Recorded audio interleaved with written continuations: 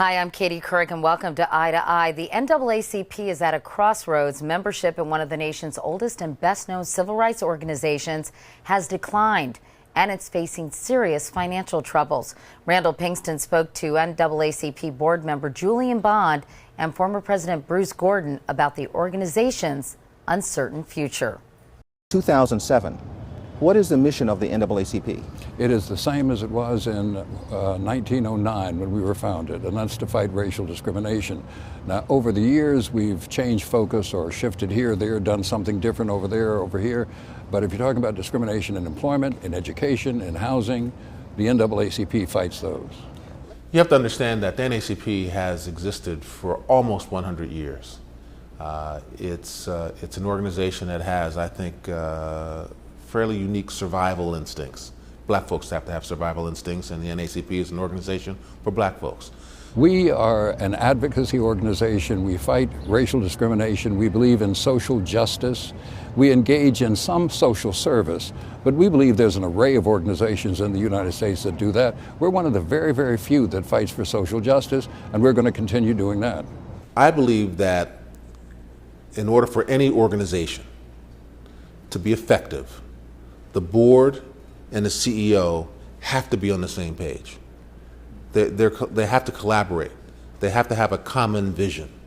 I had a different vision than particularly the executive committee of the board of directors that the NAACP had. I'm not here to say who's right and who's wrong. I'm simply here to say that I saw the world one way and they saw the world another. You had a president who was appointed with great acclaim, and you expected great things of him.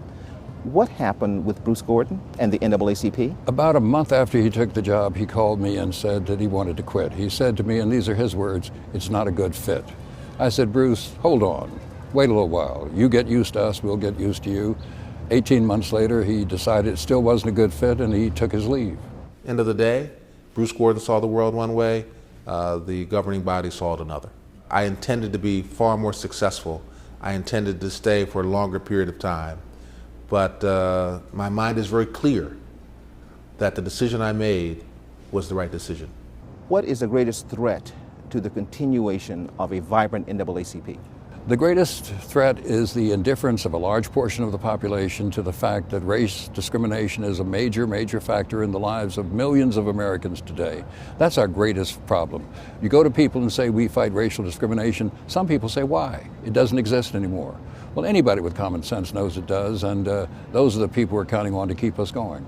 One could argue that the civil rights movement, the NAACP in particular, is the victim of its own success.